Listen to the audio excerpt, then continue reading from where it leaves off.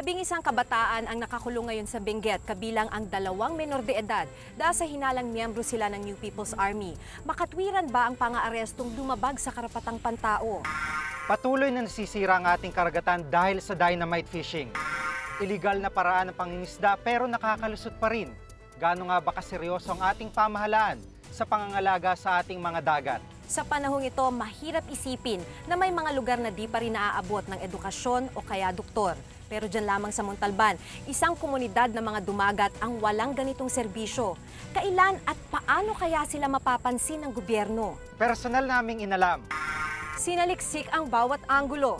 Bawat detalye kinumpleto. Ang lahat ng yan nakatala sa Reporter's Notebook.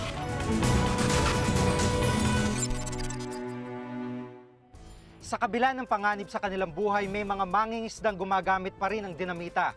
Sa Iloilo, mano-manong paggawa nito sa mga bahay sa tabing dagat na minsang nagiging sanhi ng aksidente, panganib sa sarili at pinsala sa karagatan.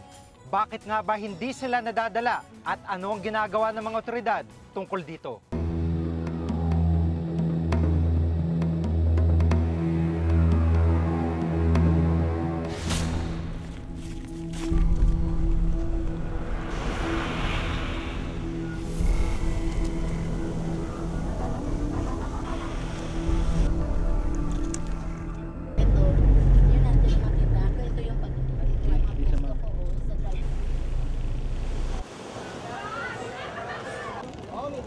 Abalang-abalang pier ng estansya Iloilo ng aming abutan. Kaliwat kanan ang pagdating ng mga nahuling isda. Pero hindi lahat sa mga ito nabingwit sa legal na paraan. Matunog ang lalawigan ng Iloilo sa walang habas na dynamite fishing.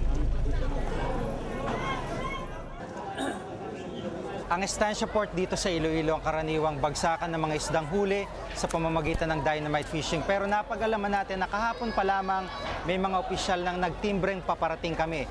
Kaya't para sa araw na ito, karamihan doon sa mga isdang ibinabagsak ay nahuli raw sa natural na pamamaraan. Hindi mahirap makasagap ng impormasyon sa pagdidinamita. Marami pero hindi lang mahuhuli ng mga pulis kasi mayroon man silang mga may mga armas, may mga dinamita.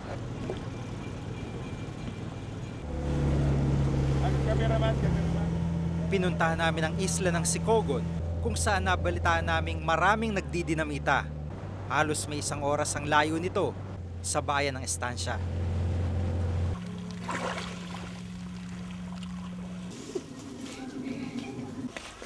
Tahimik ang isla, pero maraming bakas na iniwan ang iligal na pangingisda.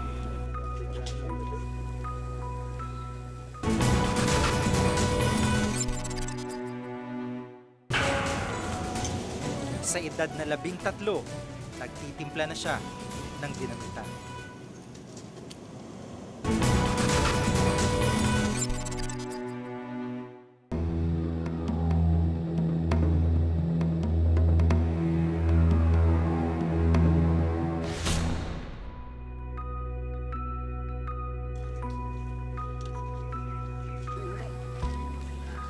Dito sa Sicogon Island, Carles, Iloilo, karaniwan ang makakita ng mga mangingisdang putol ang braso o mga kamay dahil sa paggamit ng dinamita. Si Mang Tomas, 47 taong gulang, aminado na dating dynamite fisherman. Naputol ang buong kanang braso niya nang minsang masabugan. Paghaboy ko sila sa dinamita, sa among gani kapiga doon, naglanaw kami na kita kami isda. Inaboy naman lumupok ang lamita gulpi. Maliban kay Mang Tomas, may iba pang nasabugan sa isla. Paano eksaktong nangyari yun? Hindi nyo naihagis? Way mapilak. Lumupok. Bukod sa panganib na dulot ng dinamita, hindi rin kaila sa mga residente na sinisira ng pagsabog ang mga corals sa ilalim ng karagatan. Para sa imo, din ang mas mabudlay mangita sang isda sang una o kun sa subong? Madamo iya sang una. Sang karon. Nang makilala ko ang binatilyong itatago namin sa pangalang Mike, naisip kong malalim ng problema ng pagdidinamita sa Iloilo. Sa edad na 13, nagtitimpla na siya ng dinamita. Paano ka nagsimulang gumawa ng dinamita? Tumutulong lang ako. Tapos? Parang laro-laro lang. Sumasama sa pangingisda. Kanino mo natutunan yung paggawa? Napapanood ko lang. Dahil sa kikitain, di alintana ni Mike ang panganib ng paggawa ng dinamita. Magkano binabayad sa'yo pagka sumasama ka? Mga 50. 50? Bawat bote? Oh, Ang pagtitimpla ni Mike ay karaniwang nasa ilalim ng pagbabantay ng tiyuhin niyang si Ran. Magkano puhunan niyo sa isang dinamita? Per bote, 200 yon. Pero ang balik noon, Pero ang balik, kung minsan wala, kung minsan malaki-laki rin. mga magkano? Mga 20 mil yung isang araw ng mabinta. Alam ni na Mike at Randy na bawal ang kanilang ginagawa. Pero dahil hirap sa pera, natutokso mga tulad nila sa pagdidinamita. Hindi ka ba nakukonsensya, nakakasira ka ng sa ilalim ng dagat? Nakakonsensya rin, pero sa hirap ng buhay, yan nagtutulak sa'yo eh.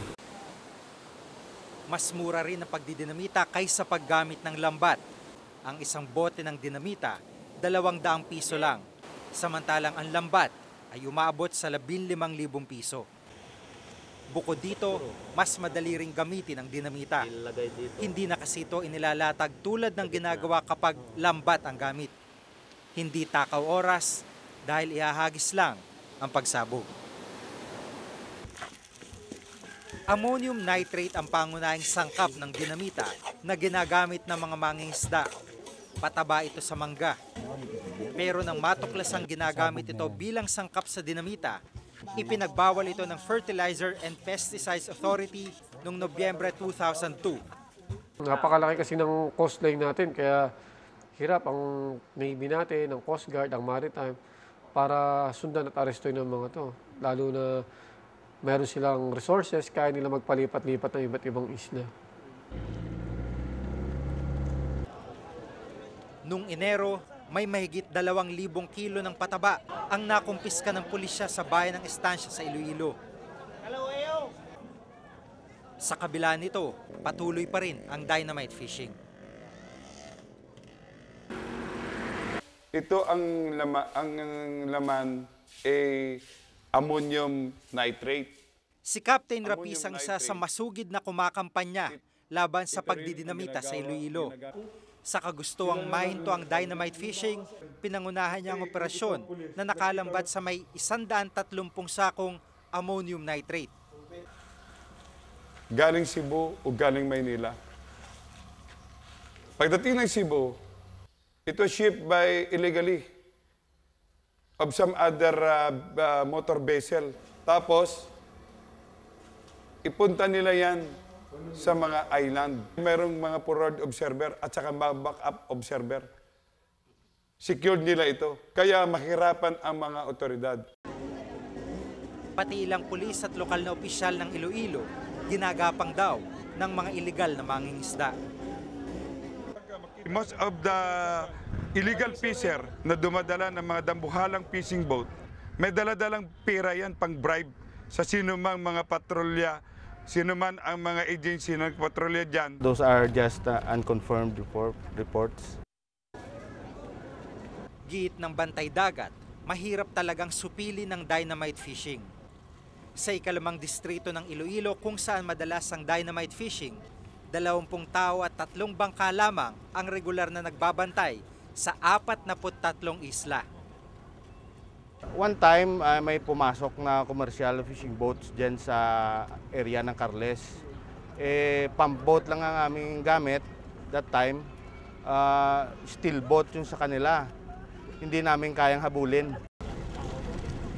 Dagdag pa ni Sotomil, kulang din ang ngipin ng batas. Ang ginagamit natin ngayon is yung Republic Act 8550 of 1998, Fisheries Code of 1998. So So, kung bago pa yung batas na yon, maraming mga loopholes pa siya na dapat i-amend ng government. Sa ilalim ng Philippine Fisheries Code of 1998, maaaring makulong ng hanggang 2 taon ang nagbebenta at bumibili ng dinamita, habang pagkakakulong naman ng hanggang 6 na taon ang parusa sa aktwal na gumagamit nito. Para kina Mike at Randy, mahirap takasan ng pagdidinamita. Kapag sikmura na kasi ang kumakalam, ang panganib o takot sa batas ay hindi mananaig, lalo na at ang tukso ay nakikita lang sa paligid. Ako si Jiggy Manikad at ito ang nakatala sa aking Reporter's Notebook.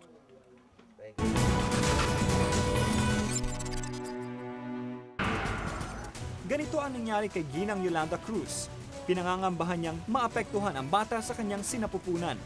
Hindi na ho ako makabangon. Hanggang sa damit na ako dumudumi.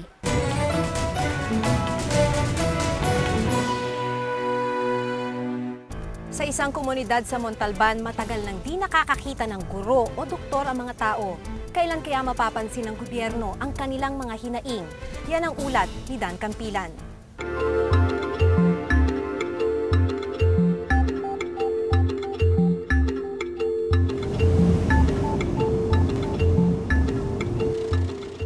Ang bayan ng Rizal ang pinakamalapit na probinsya sa Kalakhang, Maynila.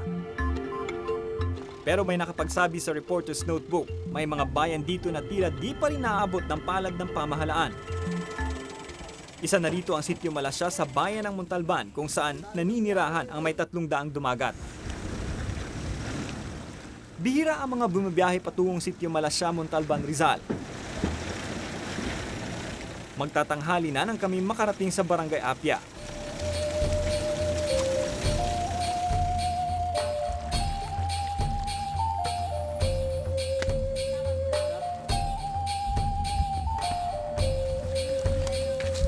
Ay, malalim na.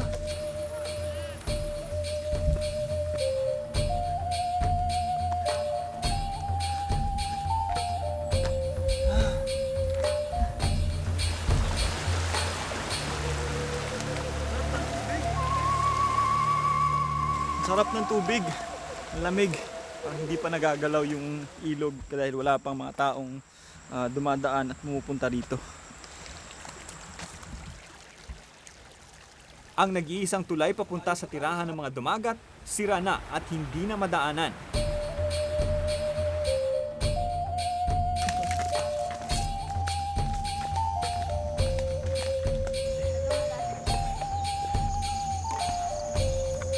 Matapos ang 3 oras na paglalakad, sa wakas narating na rin namin at ayan, tanaw na ho namin yung eskwelahan ng mga dumagat dito sa Sitio Malasya. May 30 minuto pa aming lalakarin para marating namin yung eskwelahan na yan.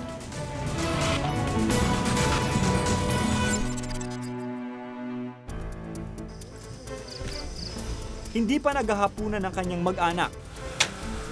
Ang mga baon namin, inihanda namin para may pagsaluhan ang pamilya.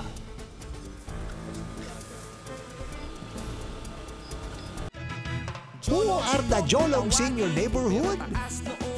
Sina Rainier, Pekto, at Ethel Buba. They're the certified Jologs that you meet each Sunday sa Super Ultimate Boombastic Telefantastic Survival Guide sa mundong punong-puno ng pagka-Jologs. Carry nyo? Jologs Guide, chochorba na sa March 19.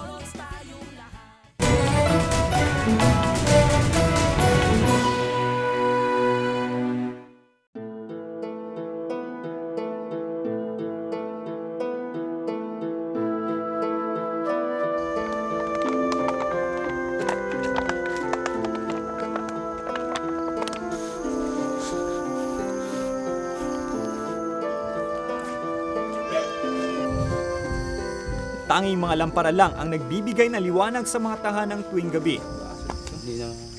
Inabutan naming patulog na si Luisito Doroteo, ang pinuno ng sityo ng mga dumagat dito sa Malasya.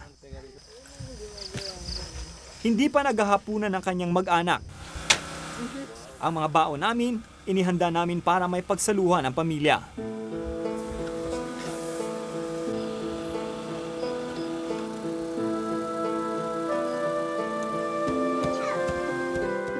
Naghanda rin sila ng pangmerienda.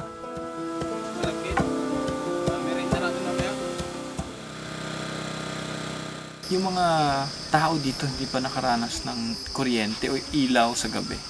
Sa generator nga lang, hindi pa ako nakakarinig ng tunog ng generator ng tiga rito. Kaya mamaya kung bubuksan nyo ang ilaw, baka si chairman biglang nagka-ilaw Kaya magtataka sila ngayon. Si Jose Lumer Bueno, 83 years old, ang pinakamatandang dumagat sa Malasya. Sa haba ng panahon ng kanyang paninirahan dito, wala raw nagbago sa takbo ng buhay ng mga dumagat mula pa noong panahon ng kanyang mga ninuno. Parang kami ay kinalimutan na binabaliwala ng aming mayor sa Montalban. Bakit to kaya nangyayari yun? Siguro baka sa layo namin sa bayan, isa pa walang karsada, yun, hindi kami naaasikaso. Ayon pa kay Chieftain Jose Lumer Bueno, kung panahon raw ng eleksyon, nilalapitan sila ng mga politiko para humingi ng suporta. Pero ni isa sa mga nangampanya, hindi pa nakarating sa lugar nila. Dahil kami naman tuwing butuhan, kami bumubuto. Maski nabahayang mga ilog kami lumalangoy para kami makabuto lang. Pag yun ang mga aming kailangan, na kami tulungan nila, ay hindi naman kami tinutulungan.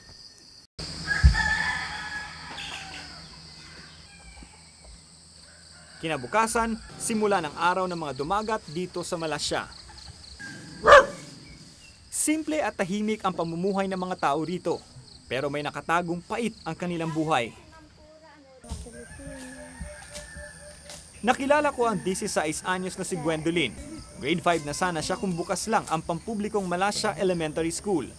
Dati may non-government organization na tumulong sa mga batang katutubo para matuto silang magbasa at magsulat. Pero wala raw itong saysay dahil di rin naman ito kinikilala ng DepEd. Pag bumababa raw ng kalawis, sa grade 1 wa daw mapapasok ay dito daw grade 5 ay doon daw grade 1 wa. Sa tanang buhay niya, di pa raw siya nakahawak ng report card. Wala kasing teacher galing sa DepEd para sa mga katutubo.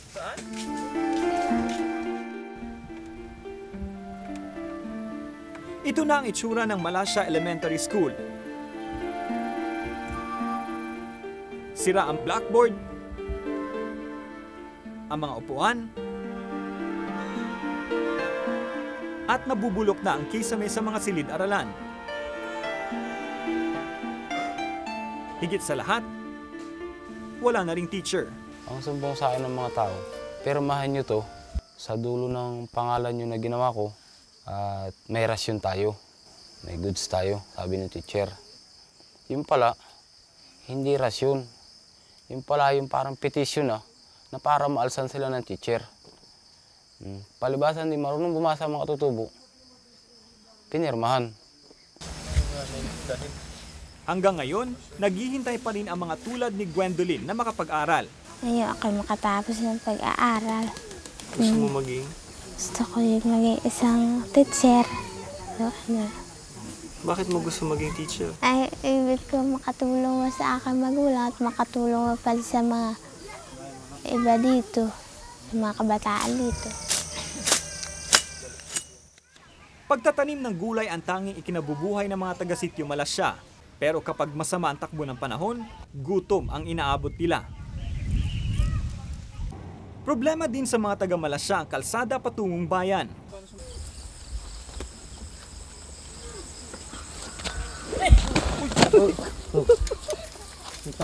Dapat mo.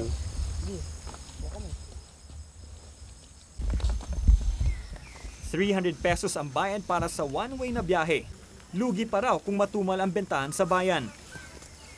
Ay, naku. Ang ilog na katabi ng kanilang lugar ang tanging pinagkukunan nila ng tubig para pandilig, panligo at panginom. Ngunit kadalasan, ang iniinom nilang tubig ilog nagiging dahilan ng pagtatae at pananakit ng tiyan. Ganito ang nangyari kay Ginang Yolanda Cruz. Pinangangambahan niyang maapektuhan ang bata sa kanyang sinapupunan. Hindi na ho ako makabangon. Hanggang sa damit na ako dumudumi. Karaniwang sakit din ang malaria. 2 sa 6 na anak ni Ginang Yolanda ang kinapitan na ng malaria. Yun nung isa, nang ipanganak ko yun talagang patay na. Sa loob pa ng tiyang ko namatay na. Yung isa naman, 5 taon yun ang mamatay. Malaria ho naman. Dahil walang malapit na ospital o health center, sa albularyo at makalumang paraan inaasa ng mga dumagat ang pagpapagaling sa kanilang mga karamdaman. Kapag hindi madaan sa albularyo ang karamdaman, saka lang dinadala ng mga dumagat ang pasyente nila sa ospital. Ngunit kapag gabi, tumataas ang tubig sa ilog kaya imposibleng makabiyahe. Kung makabiyahe man, madalas ay inaabot sila ng malas sa daan pa lang. Ang unang asawa ni Mang Juanito, hindi na raw naisugod sa paggamutan ng magsuka ng dugo.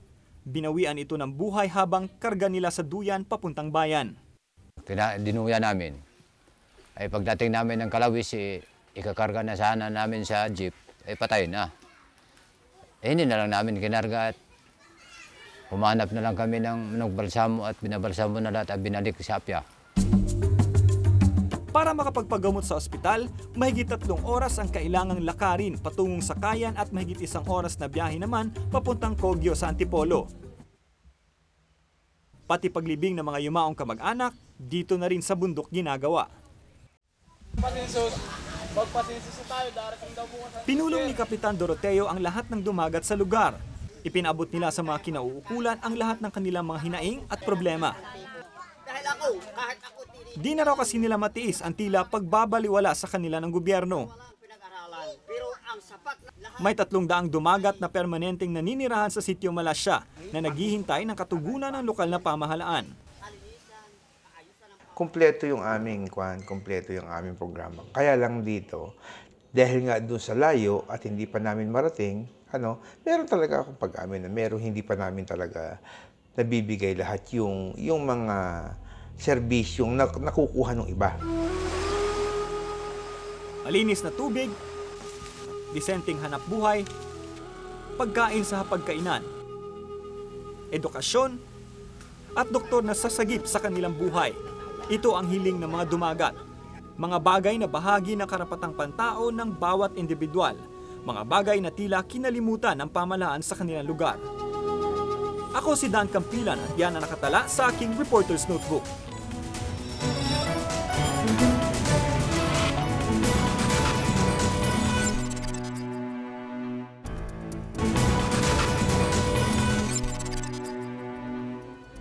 Nais kayong ipasiyasat na issue o balita, maaari kayong tumawag sa amin sa numerong 928-7021 Local 1424. Maaari rin kayong mag-email sa reportersnotebook@gmanetwork.com. Para sa malalimang pagtingin sa mga issue at balita, samahan nyo kaming muli sa susunod na Martes. Ako si Jig Manikan.